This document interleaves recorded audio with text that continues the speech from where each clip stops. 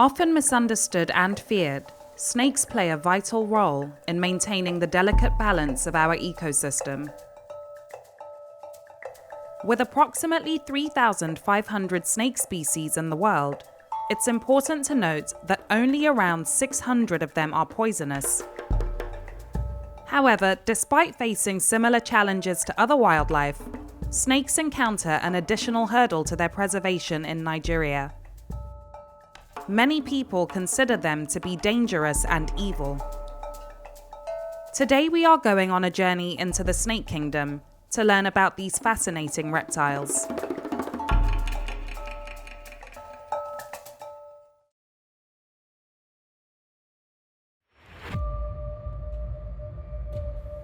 Vector is a rapper and a Wild Africa Fund ambassador. Today, he'll be learning more about the importance of snakes at the Lekki Conservation Centre in Lagos. With Dr. Mark Ofua, a veterinarian who also rescues animals like pangolins and pythons. This is Jake. He's a rescue from the bushmeat trade. Right. And I use him as a teaching aid for people to overcome fear of snakes. Okay. He's used to people now, he's used to being handled. Okay. And so Jake, is there a format to handle or just, just be kind. Don't hold firm but not hard. Yeah, it's funny because you think like the way people are so scared of snakes that it will feel anyway, but it really isn't. It's weird because this is my first time touching a snake actually. Oh wow. It's fascinating how the skin stretches as it breathes. Yes. And you can, when it starts moving, you feel the muscles in your hand. Yes, you can feel its muscle like crawl. Jake has sensed his wife. This is Jacqueline. Jacqueline. Yeah. Jake? So in reptiles, the females are usually bigger than the males. He's seen her. Mm-hmm. They stay together. Ball pythons like Jake and Jacqueline are nocturnal and solitary creatures. These snakes are among the most popular reptile pets globally. I really wanted to ask if all snakes are dangerous, but obviously not. In my head, it's like the balance of the ecosystem of some sort. So I believe that snakes too have their own value. These snakes, they have a role they play in the ecosystem. Correct. And you wonder, what's the usefulness of snake? How does it help me and all that? What carries the Lassa fever? Do you remember? Rats. Yes. What do snakes feed on? Rats. So by the time we've killed all the snakes and they are no longer there to keep the population of rats down, the rats would multiply and bring diseases to our homes. Then another one, Ebola, carried by monkeys. The monkeys that these snakes feed on. So by the time we kill the snakes, the monkey population will increase and they'll bring disease to us. It all boils down to basic knowledge and basic truth. And the basic truth is we should not upset the balance because it exists for a reason naturally. Unfortunately, many snakes in Nigeria face numerous threats, and an abandoned public health issue sits at the center of this. Snake bites are now recognized as one of the world's most neglected health problems, disproportionately affecting poorer communities. In Nigeria, according to the Ministry of Health, about 2,000 deaths are recorded from an average of 20,000 snake bites a year. Snake bite is listed as one of the neglected tropical diseases. They really do not affect the center of society or decision makers, so there's little interest given to these. In Nigeria, you'll find out that snake bites really do not occur much in the city center because their habitats have all been wiped away. You get more of snake bites in the suburb where it's underreported. Now, the effect of this on snakes is that snakes are killed on sight because they believe that these are harbingers of death, and anywhere they encounter them, they kill them. It will interest you to know that only about 15% of snakes are venomous.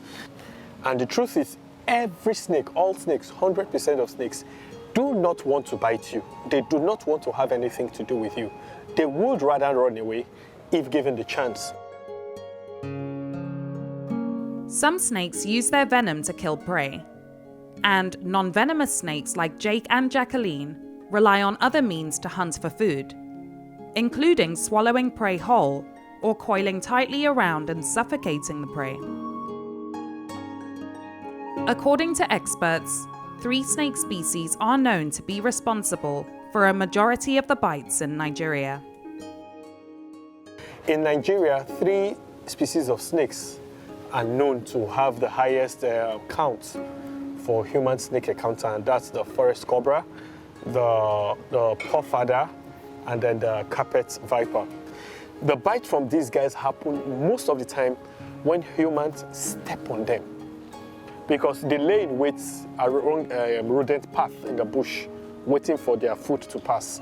And before they bite, they give warnings. But because we have not been trained to heed or understand these warnings, we ignore them. For example, if you're walking in a bush, make noise. Stamp on the ground. Don't go treading softly. Stamp on the ground, make noise, make sounds. When they hear you coming, they ordinarily will move away. Unused materials like wood, loggings, plyboards, building materials that are no longer in use, get them away from your compound. Open dustbins where rats can congregate and aggregate, get rid of them. Just make sure that you do not have any place a snake can stay or live in around you, or where rats can thrive around you. Ongoing efforts to address this have unfortunately been grossly inadequate. Anti-snake venom, which saves lives, isn't widely available and is also expensive, so many people can't afford it. Venom is also taken from snakes to produce anti-venom, so a decline in snake populations can limit the availability of this snakebite cure. Yet, a widespread perception continues to grow that all snakes should be feared indiscriminately. Religion has played a significant role in shaping the fear humans have developed towards snakes, often associating them with negative symbolism or mythical representations. And this hinders conservation efforts for all snake species. When I talk to people about saving snakes and why we need to learn to coexist peacefully with these creatures, they always bring the religious line and bring examples from the Bible, which says the Garden of Eden story, how the snake was responsible for deceiving Eve, and how the Bible says we should strike the head and kill the snake on sight or something.